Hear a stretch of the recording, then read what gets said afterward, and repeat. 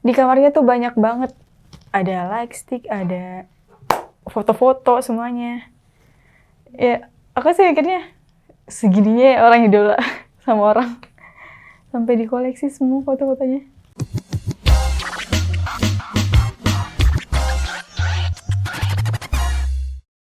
Oke, nama gue Anissa Abdullah, umur gue 24 tahun.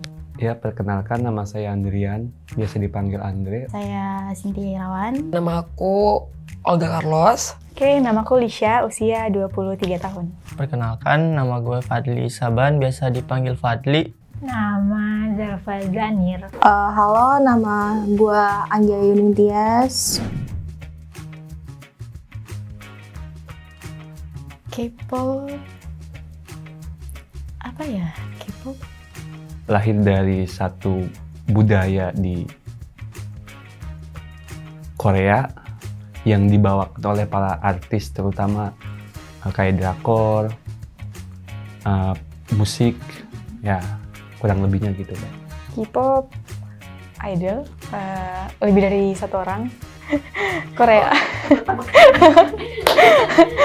Korea. K-pop ya perkumpulan orang-orang yang suka sama budaya Korea seperti musik, drama, ya begitu sih setahu gua. Kalau menurut aku ya, kalau selama di Jakarta itu kan kayak banyak tuh kayak fans-fans K-pop sampai berhamburan gitu. Nggak bisa dipukul rata sih sebenarnya menurut aku. Jadi ada yang fanatik, ada yang biasa aja. Jadi tengah-tengah. Menurut pandangan aku ini, dia menyukai seseorang juga, yaitu entah itu aktor atau artis di dunia, entah itu musik, ya tadi seperti aku bilang aktor juga. Tapi dengan mereka menyukai atau mencintainya dengan atau mendukungnya dengan tulus. K-pop sejauh ini yang gue tahu itu BTS. Terus sama film-film Korea. Aku ini sih Kak, kurang minat gitu loh di K-pop. Jadi kayak emang ya taunya cuma girl band, boy band, sebatas itu aja sih. Mungkin karena akunya juga kurang minat ya. Jadi emang gak terlalu sih. Cuma kalau kayak ya berita yang lagi hype-nya gitu ya pasti tahu sih biasanya. Karena kan kayak dengar-dengar dari orang kayak gitu-gitu sih. Saya penonton. Kalau menurut sosial, saya nggak setuju ya. Karena ini bisa melunturkan budaya di dalam negeri kita, terutama kayak budaya adat apa, itu terlupakan dengan adanya tren. Jadi anak-anak muda beralih ke dunia yang bukan cangkangnya gitu ibaratnya. Tapi di beberapa hal, ini juga menguntungkan secara struktural, di mana anak-anak muda bisa membuat suatu organisasi yang kelak membantu secara sosial. Kayak contoh kemarin di Karumunan Stadion Kanjuruhan. Ya, itu kan anak K-popers itu kan menyumbang hampir berapa triliun itu. Tapi yang kemarin sih, ini nyinggung soal yang kemarin waktu NCT apa gimana? Kalau itu sih udah ini sih. Iya, itu iya mengekspresikannya tuh udah over sih. Kayak kalau nonton mah yang biasa-biasa aja, nggak usah terlalu berlebihan seperti itu. Mau idola juga, tapi kan bisa ini juga, dibatasi juga. Positifnya kalau aku sih lihatnya, mereka pada kompak sih.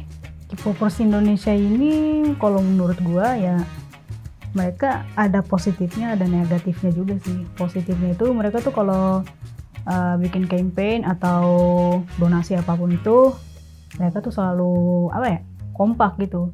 Negatifnya itu mereka ini terkadang suka berlebihan karena terlalu cinta banget kan sama idolnya. Itu sih menurut gue, pandangan gue sendiri. Ya wajar aja sih kalau emang kayak gitu, kecintaan mereka terhadap fansnya gitu kan. K-popers di Indonesia kayaknya tuh udah gak kenal umur deh. Udah gak kenal umur, dan kalau dari kita lihat cara menyikapinya pasti ada aja yang kayak terlalu berlebihan gitu. Maksudnya tidak dalam hal normal, dalam mendukung yang dia sukai, entah itu aktor atau artis. Dan ada yang tadi aku bilang berlebihan, kita bilangnya apa ya, saseng atau, tapi saseng kan kebanyakan rata-rata dari Korea dan itu pasti kaya-kaya, sedangkan di Indonesia kayaknya aku belum pernah denger sih, maksudnya ya belum pernah aku lihat saseng Indonesia tuh, aku belum pernah. Tapi kalau misalnya untuk yang kayak kita bilangnya apa ya, toxic ya, maaf,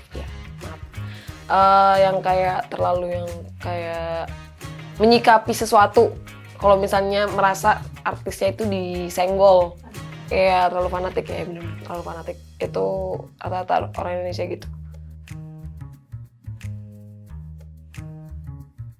Pernah sih ada, bahkan saudara pun banyak yang suka K-popers, terutama yang kaitannya sama artis-artis yang tampan ya, soal tampan, ketampanan ini.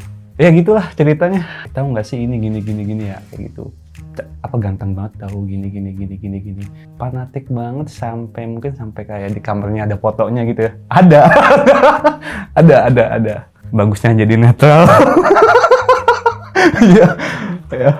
Kalau K-pop itu nggak terlalu, tapi gue lebih sukanya ke manhwa.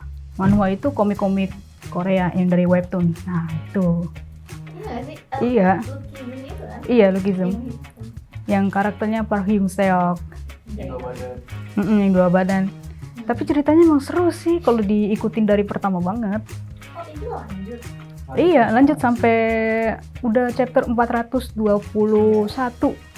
Iya, emang awal-awalnya ceritanya emang kayak cuma pembulian gitu. Tapi kesini-sini tuh malah berhadapan sama gangster. Jadi itu yang bikin Aku ingat Lookism. Yang kayak apa, nerd gitu kan. Tapi ternyata dia enggak kayak gitu. Enggak, soalnya teman-teman saya tipikalnya ya sukanya yang anime, di Jepangan begitu. Kalau yang Korea nggak terlalu. Ya nggak terlalu pusing sih sebenarnya. Kayak diceritain kan kita sebagai laki kayak denger aja gitu. Ya. Biar seneng aja. Gimana kalau dia tapi nggak masuk juga diceritain, cuman ya iyain aja.